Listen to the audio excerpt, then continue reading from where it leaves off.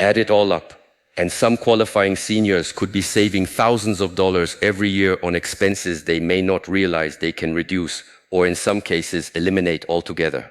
I'm not talking about a small senior discount. I'm not talking about clipping coupons or saving a few dollars here and there.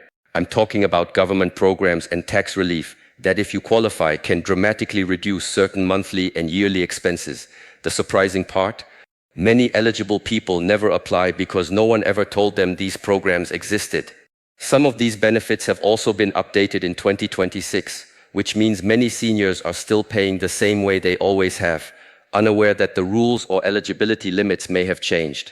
By the end of this video, you'll know which programs are worth checking, who may qualify, and the one mistake that causes countless people to miss out on money they could be keeping.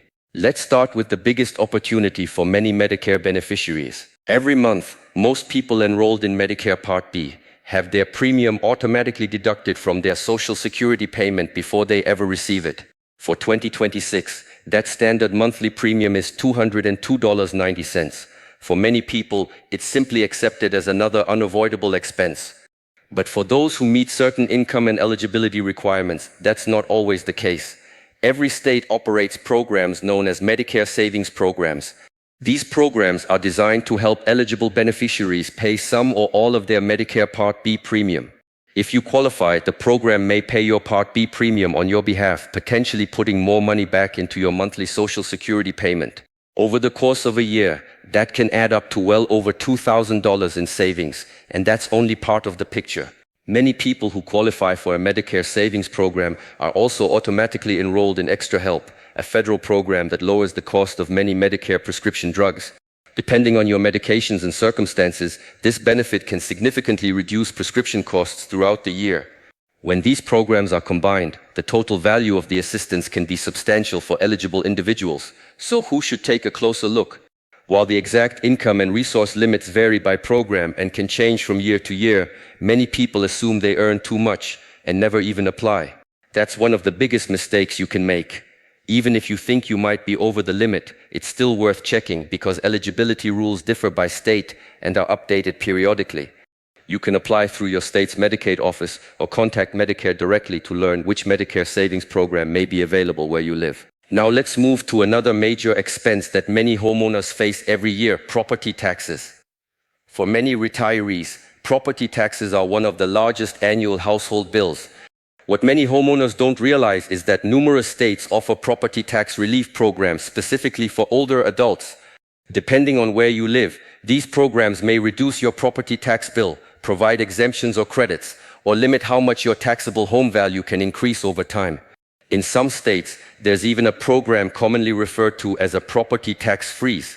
If you qualify, the taxable value used to calculate your property taxes may be frozen or protected under your state's rules. That means even if home values continue to rise in your neighborhood, your property tax bill may increase much more slowly, or in some cases, remain based on the frozen assessment. The details vary widely from state to state, so it's important to check the rules where you live. But if you've never looked into your state's senior property tax programs, you could be missing out on meaningful savings year after year. Some states take a different approach. Instead of freezing your property taxes, they reduce the taxable value of your home or limit property taxes based on your income. Depending on where you live and whether you qualify, those savings can reach hundreds or even thousands of dollars each year. Over time, that can add up to a significant amount of money. But here's the part many people never hear. In most places, these benefits are not automatic. You usually have to apply for them yourself, often after reaching the qualifying age. If you never file the paperwork, you may continue paying more than necessary simply because no one told you the program existed. The exact rules vary by state, county, and even city. For example, Texas offers a school district tax ceiling for many homeowners age 65 and older who qualify. Other states provide senior homestead exemptions that reduce the taxable value of a home before property taxes are calculated. The names of these programs may be different, but the pattern is often the same. There's usually a minimum qualifying age, commonly 60 or 65, and some programs have income limits while others do not. The important thing is to check what's available where you live. A quick call to your county assessor or local property tax office can help you find out whether your area offers senior property tax relief and how to apply. Now let's talk about federal income taxes. This one surprises a lot of people because many assume everyone owes federal income tax every year. That's not always true. Depending on your total income, filing status, and the deductions you're entitled to claim, some older Americans owe little or even no federal income tax. One reason is that taxpayers age 65 and older may qualify for a larger standard deduction than younger taxpayers. In addition, recent tax law created a temporary extra deduction for many eligible older taxpayers beginning with the 2025 tax year, subject to income limits and other eligibility rules. Combined, these deductions may reduce taxable income significantly for qualifying individuals. The key is making sure your tax return is prepared correctly. If you're eligible for age-related deductions but they aren't claimed, you could end up paying more tax than necessary. Whether you prepare your own return or work with a tax professional, it's worth asking one simple question. Have all of my age-related deductions and credits been applied? That conversation could make a meaningful difference. Another point that's often overlooked involves tax withholding. Some people choose to have federal income tax withheld from their Social Security benefits to avoid owing money at tax time. For some households, that's the right decision. But if your income or tax situation has changed, you may be withholding more than necessary and waiting until tax season to receive the difference back as a refund. Reviewing your withholding periodically can help ensure it better reflects your current tax situation. Next is prescription drug assistance. Even if you don't qualify for a Medicare Savings Program, you may still qualify separately for Extra Help, a federal program that assists eligible Medicare beneficiaries with prescription drug costs. For those who qualify, the program can reduce premiums, deductibles, and co-payments, making medications much more affordable. If prescription costs have become a burden, it's worth checking your eligibility. Sometimes a single application can make an ongoing difference in monthly expenses. The fifth expense is one that almost everyone pays without thinking twice: phone and internet service. The federal Lifeline program helps eligible households lower the cost of phone or internet service each month.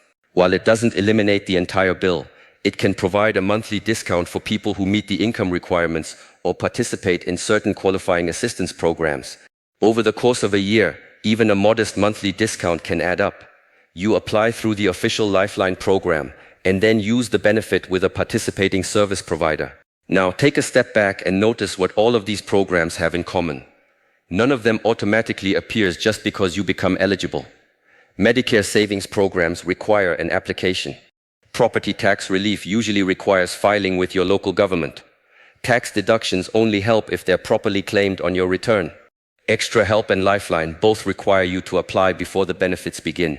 These programs exist to help eligible people, but they often remain overlooked simply because many people never hear about them or assume they won't qualify.